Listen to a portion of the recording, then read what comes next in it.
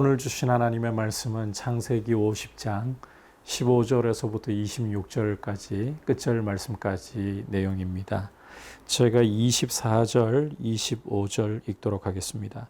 요셉이 그의 형제들에게 이르되 나는 죽을 것이나 하나님이 당신들을 돌보시고 당신들을 이 땅에서 인도하여 내사 아브라함과 이삭과 야곱에게 맹세하신 땅에 이르게 하시리라 하고 요셉이 또 이스라엘 자손에게 맹세시켜 이르기를 하나님이 반드시 당신들을 돌보시리니 당신들은 여기서 내 해골을 메고 올라가겠다라 하였더라. 아멘. 오늘 우리가 함께 살펴보려고 하는 이 창세기 50장 15절 이하의 말씀은 이제 창세기의 마지막 부분입니다. 이 야곱이 죽고 난 후에 요셉의 형들은 두려움에 빠져버렸습니다. 아버지 생전에는 아버지께서 그들의 그늘이 되어가지고 요셉으로부터 보호해준다. 그런데 이 아버지가 돌아가시고 나니까 그들을 덮어주고 있던 그늘이 사라져버렸어요.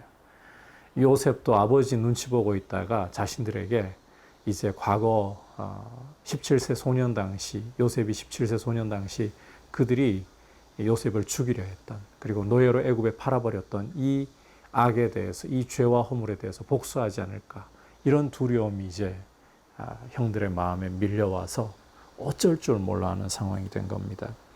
그래서 16절을 보면 요셉에게 이 말을 전하죠. 당신의 아버지가 돌아가시기 전에 명령하여 이르시기를 너희는 이같이 요셉에게 이르라. 내 형들이 내게 악을 행하였을지라도 이제 바라건대 그들의 허물과 죄를 용서하라 하셨나니 당신 아버지의 하나님의 종들인 우리 죄를 이제 용서하소서.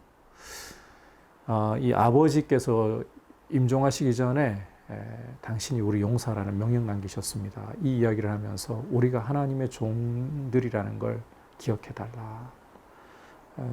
그래서 죄를 용서해 주십시오. 이렇게 부탁을 하고 있죠. 중요한 것은 이 말을 들을 때 요셉이 어떻게 했느냐. 17절 끝부분을 보면 울었다라고 말씀을 하고 있어요. 요셉은 이미 사실 형들을 다 용서했습니다. 형들을 만나 애굽에서 스파이로 이 정탐꾼들로 그들을 몰 때에도 보면 요셉이 복수하려고 그런 게 아니에요. 다시 창세기 42장으로 거슬러 올라가서 이 부분을 돌아보면 요셉이 형들을 보았을 때에 형들에 대한 복수를 떠올린 것이 아니라 꿈을 떠올렸다고 했습니다. 그리고 그 전에 이미 므낫세가 태어났을 때 요셉은 아버지 집의 일을 잊었다, 이런 뜻으로 이제 므낫세라고 이름을 아들에게, 장자에게 지어준 것이었습니다. 이미 용서했다는 거예요. 그런데 이 마음을 모르고 있어요. 형들이 두려움에 빠진 거죠. 이걸 보고서 요셉이 울었더라. 형들이 참 안타까운 거죠. 그런데 형들은 이런 요셉의 마음을 아직 전혀 헤아리지 못하고 있으니까 18절을 보면 친히 와서 요셉 앞에 엎드려 가지고 우리는 당신의 종들입니다. 하나님의 종들입니다. 라고 이야기했다가 이제는 당신의 종들입니다. 이렇게까지 하면서 요셉 앞에 떨면서 자신들의 이 죄와 허물을 용서해 달라고 두려움 속에서 구하는 거죠. 이때 요셉이 하는 말이 참 중요한데, 두려워하지 마소서, 내가 하나님을 대신하리까. 요셉은 자기가 하나님의 자리를 대신할 수 없다라고 말합니다.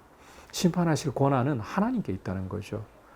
더더욱 중요한 것은 20절에 이렇게 말씀을 하고 있어요. 당신들은 나를 헤아려 하였으나 하나님은 그것을 손으로 바꾸사 오늘과 같이 많은 백성의 생명을 구원하게 하시려 하셨나니 당신들은 두려워하지 마소서, 내가 당신들과 당신들의 자녀를 기르리이다. 그러면서 간곡한 말로 위로했다. 자, 심판하실 권한이 하나님께 있기 때문에 나는 당신들을 심판할 권한이 없습니다. 더 중요한 사실은 하나님께서 당신들이 나를 죽이려고 하다가 나를 애굽의 노예로 팔았던 그 악, 나를 헤아려 했던 그 죄와 허물, 그것을 손으로 바꾸셨습니다. 손으로 바꾸셨습니다. 당신들은 악을 저질렀을지라도 하나님은 그 지혜와 그 능력으로 당신들의 그 죄와 허물을 손으로 바꾸셔서 많은 사람들의 생명을 구원하게 하셨습니다. 이게 하나님의 섭리이고 이게 하나님의 작정이고 역사입니다. 하나님이 이렇게 당신들의 악마저도 선으로 바꾸어서 많은 사람을 살리고 구원하시려고 하는데 내가 어떻게 그 하나님을 대신할 수가 있겠습니까? 하나님이 살리고자 하시는데 내가 어떻게 당신들에게 복수할 수 있겠습니까? 이 상황을 다 선으로 바꾸셨는데 그 뜻을 따라 나는 당신들과 당신들의 자식들까지 기르겠습니다. 책임지겠습니다. 참 멋있죠. 이게 이 요셉의 눈이 지혜로 총명으로 활짝 열려 있고 하나님을 보고 있다는 거예요. 하나님의 그 섭리, 하나님의 그 역사를 지금까지의 삶을 통해 보고 있다는 거죠. 우리가 이렇게 이 하나님의 말씀을 통해 우리 삶이 연단받으면서 이런 지혜가 와서 하나님을 볼 수 있는, 그리고 하나님이 악을 선으로 바꾸실 수 있는 지혜와 능력이 하나님이시라는 사실을 알고 우리 삶에 이 고난이 찾아오고 불의한 일들이 일어날 때에도 로마서 5장 3절과 4절에서 말씀한 것처럼 우리가 환난 중에도 즐거워하는, 이는 환난은 인내를, 인내는 연단을, 연단은 소망을, 하나님의 아들을, 그리스도를 닮게 하는 그 소망을 이루고야 만다. 이 사실을 붙들고 믿음으로 굳세게 서기를 바랍니다. 그래서 고난 중에 있습니까? 불의한 일이 우리 삶에 찾아오고 있습니까? 하나님은 그 악을 선으로 바꾸실 수 있는 지혜와 능력을 가지시고 그것을 통해서 생명을 살릴 그런 인격으로 우리를 빚으시고 구원을 베풀어 주시는 것이 하나님의 목적이다. 이 사실을 염두에 두면서 요셉처럼 하나님의 이 구원이 흘러가는 귀한 통로로 멋있게 서 있을 수 있기를 축복합니다. 아울러서 이제 22절부터 26절까지 내용을 보면 요셉이 임종하는 이 요셉이 장수하다가 임종하는 장면을 보여주고 있는데 임종 직전에 이 남기는 이 유언이 굉장히 중요합니다. 24절, 25절을 보면 나는 죽을 것이나 하나님이 당신들을 돌보시고 당신들을 이 땅에서 인도하여 내서 아브라함과 이삭과 야곱에게 맹세하신 땅에 이르게 하시리라. 먼저는 형제들에게 하나님이 당신들을 돌보실 것입니다.